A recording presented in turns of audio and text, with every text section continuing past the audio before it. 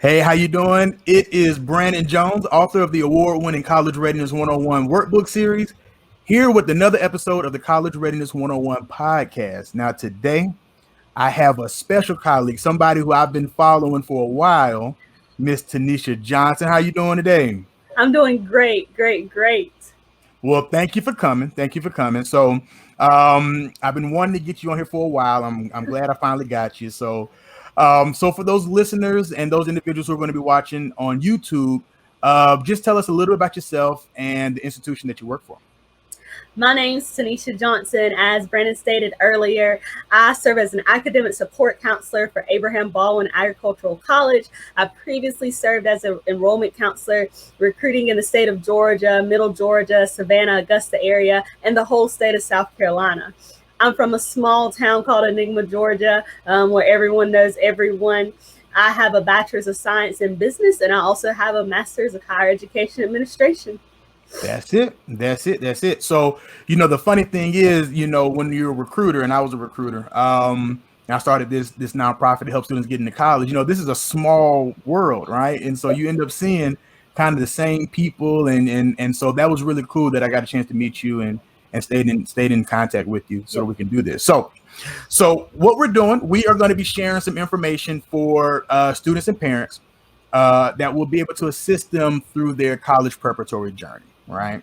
And so I know that you started as a recruiter, but you're also in academic affairs right now. Yes. And today's topic is kind of like finding that person, right? That person is going to help you find success. That person that's going to be a resource for you.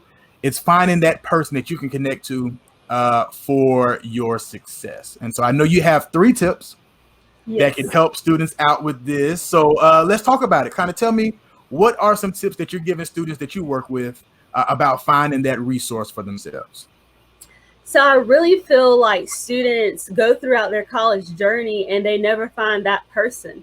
Right. And when I say that person they can go to, they can look to, they can find aspiration from. I was blessed within my first semester of college to find my people. And when I say my people, I found more than one person. So the 3 tips that I would give students today is, do what others won't do. You got to set yourself aside. You can't be afraid to let others know what you need. So if you need things from these people, if you need a conversation, if you need a friend, you have to reach out to them. And once you do what others won't do, and once you let them know what you need, you have to learn, you have to grow, and you have to soar. Right. So learning, growing, and soaring. Let's talk about that for a while, right? So you said you're working with students and they have to learn, grow, and soar. What kind of things have you been noticing your students that have learned to grow and soar? Like what is it that they're doing when they are kind of interacting with you? So I would say those students who are learning, growing, and soaring, they're learning from previous experiences from themselves, but not just themselves. They're learning from previous experience of people like their mentors, like their people, like myself. They're willing to sit down and listen. They're willing to engage in conversation. They're willing to adapt to the environment. When you are growing in your younger years, sometimes it's so hard to just sit down and listen.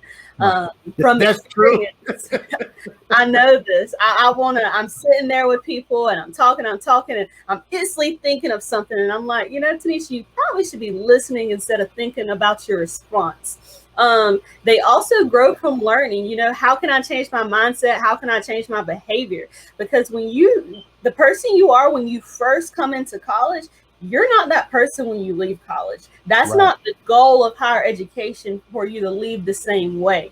So how are you changing in your behavior? How are you changing in your mindset? And then you have to spread your wings. One thing I believe strongly in is if you're not learning or growing from that individual anymore, you got to start all over and find a new person. Sometimes we develop and grow all we can from one individual, and that person's no longer serving us purpose. So once that person's no longer serving you purpose anymore, you kind of have to find that next person.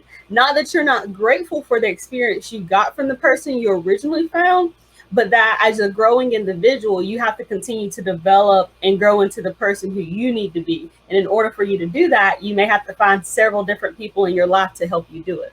Right. So one of my things that I always talk with students and parents about is like self-advocacy, right? So I tell them that the number one skill set that all students can find or need to master is self-advocacy, because I think everything stems from that, right? Putting yourself in the best position possible and learning how to do for you, right? And so that's kind of reminded me of what you're saying, right? As a college student, you need to make sure you still have that self-advocacy skill, so that you can put yourself in that path, in that place for success. And you made me also think about, you said spread your wings, right? So I do have some friends that, went away a long way away for college, out of state. They went all over the country, and then some kind of stayed in their hometown. And what I realized is that you can actually spread your wings in both arenas, right? Just because you didn't go far away, you still can spread those wings. Oh, right? Yes. I totally agree. That's cool. All right. So you also said, don't be afraid, right, to ask for help. Now, this is a big one for a lot of people, because a lot of people try to do it on their own, or they don't want to ask for help. But I think that is a really, really humbling way to get what you need, right? You can't be afraid to do that. What are some ways that students have been doing that that you've been working with? So I like to tell students, just say it. Students love Nike. I see Nike all over the place when I'm out recruiting or when I'm in academic support and students walk in. Nike says, just do it. I say, just say it. If you need a mentor, say it. If you need a friend, say it. If you need family away from home, say it. The more that you tell us what you need, the more we can do for you. Right. I believe, that I can do a lot of things, and I can do a lot of things well. But one thing that I can't do is read minds. Mm-hmm. So I tell my students when they come in, I say, work with me, give, take a little bit. What can I do for you? My job is a service job. So I provide a service to students. I serve students. And unless I know what they need, the service that they need, I can't help them. Right. So I love to tell students, don't be afraid to ask for help, because we're in this because we're passionate about it, right? We enjoy working with students. We enjoy working with parents, and we want to see students excel. So in order for us to do that, we want to know what you need. We want to know how we can help you. We want to know what way can we best serve you. And I promise you, in my field, I'm going to do everything that I can to do that. But like I said, just say it, because we need to know, because we want to help you. Right. That's one thing when I was on the college campus, I always talked about as well, is making sure that we knew what you needed. And giving advice to students is you don't want to wait till the end of the semester, right, and ask your teacher for help, right? Like, where you been all this time, right? So, and I think that you could take that example into all parts of your academic life, right? Not just in your classroom, but just always be able to share what it is that you need, so you can put yourself in a better position for success, right? During orientation, I told my students, I said, I only know one person that walked on water, and it wasn't me. So if you wait until the end of the semester, I kind of don't know if I can walk on water for you. So not wait until the end of the semester is key, because I told my students, I said, if you come to me end of August, early September, we can come up with a game plan. See, I'm all about planning. We can make a game plan of how to get you to finish this semester strong. We can get you in the professor's office. We can get you in tutoring. We can do all these things to help you be successful. But if you come to me the week before Thanksgiving, I'm already thinking about dressing. I'm probably not going to be able to help you much, right? Right. Sit down. I'm gonna talk with you. I'm gonna laugh with you, and I'm gonna let you cry, because you're gonna be worried. You're going to Thanksgiving dinner. Your family's gonna ask about school, right? Right. Given. But I can't promise you I can save you at the end. But I can guarantee you that if you come to me in the beginning, we can try our hardest to get you to where you need to be by the end. Right. Perfect. That's perfect. I think that's a great nugget for students to understand kind of what they need to do, right? The onus is on them, right, to be able to put themselves in a really good position. Okay. All right. I got it. And you also said that students need to do what others won't do. We talked about that, right? Just Oh, in your yeah. brief synopsis. But there are students who just are not willing to do what others won't do, and they won't have what others will have later, right? So we need to put them in a position to be successful. So give me some examples of what students can do that a lot of students aren't doing. So, some people, they're afraid to be different. Right. Going throughout high school, I wasn't the most popular person. I was cheer captain, I was FBLA president, but I still wasn't just that girl. Right. But I never wanted to be that girl. My mama always taught me, she said, baby, you're different and that's okay. And I was okay with that. So I like to tell students, it's okay to be different. It's okay to embrace yourself. Do the things that other people won't do. Go to those offices and introduce yourself. I tell you what, I didn't get my student worker job at ABAC unless I was consistently introducing myself. Dean Hughes will tell you to this day, Tanisha came to my office 3 days in a row. Hello, my name's Tanisha Johnson. Well, I wanted a job and I needed to make this woman know who I am. I wanted to make an impact on her. The third day, she finally said, just fill out the paperwork and come work.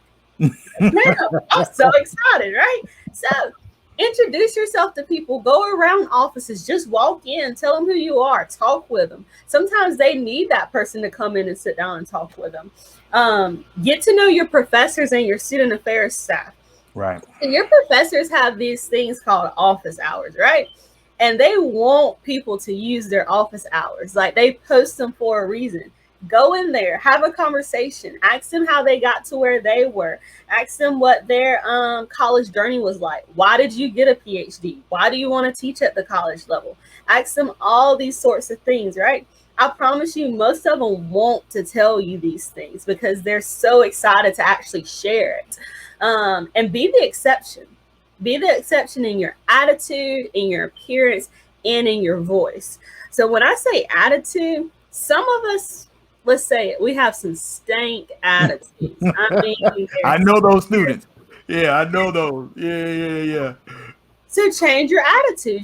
Come in with a positive attitude. I'm going to have a great semester. I'm going to do well on this exam. I'm going to write this paper to the best of my ability. I promise you, your attitude changes things. Right. Your appearance means a lot because that's what people see when they see you, right? I'm not telling you that you have to go to class in a suit, hair done. I'm not telling you that. What I'm saying is come to class presentable. I see so many students, they go to class in pajamas, or I have business majors in pajamas. That's the craziest thing I ever seen is a business major in pajamas, Yeah. When I was in school, the business majors, they had to dress up. Right. Yeah. Right. So I tell my students, I'm like, look, you're a business major. What are you doing? Well, Miss C, no, I don't know. Get up in the morning times, go presentable. And your voice carries, right? So most people recognize me by my voice. They say, oh, Tanisha, you have this very unique voice, right? I want people to remember me. So I want them to remember me by my attitude, by my appearance, and by my voice, because that's three things they're never going to forget. Right. It's so amazing that you said that, because I think you're right. I think being able to present yourself in a way to individuals is where you can show that you are somebody that needs this help, but also is somebody who is willing to kind of put themselves forward to get the help, right? And so that's the big thing for you. Like you said, they're going to remember you by this and this. And I went and you, like you just said, I just went and introduced myself, and I went by every day, and that's what I did, right? So when I was going in college, I was engaged. I went and met people, and I wanted to make sure that they knew who I was, and that's how it works. It's like networking one-on-one. And so I think, again, that falls under self-advocacy. So I think everything you're saying falls under that, and making sure that you can find that person. And so that an instructor or academic affairs, person, or might be student affairs. It might be anybody, a mentor. Just you got to find somebody, right, that can pour into you, that you can get something out of, right? All right, that makes sense. That makes sense. So I appreciate this. These are some good nuggets that you're giving. Thank This you. is amazing. This is amazing. So this is cool. All right. So I think that this conversation has been amazing for our students and parents. And we'll just go back over it just one more time. Is that you want them to learn, grow, and soar. Yes. Don't be afraid to ask for help. Please don't. And to do what others won't do. Yes, be the exception. Be the exception and find that person that can assist you on your campus. So yes, that was pretty cool. Yeah. Thank you for this, Tanisha. You're welcome. You're welcome. All right. So what we'll do, we'll go ahead and close this one out. So if you like what you're hearing and you want to learn more, please subscribe to this podcast and YouTube channel, College Readiness 101. You can also visit my website, collegereadiness101.com, and follow me on my social media platforms at College Readiness 101 on Instagram and Facebook. We'll talk to you next time.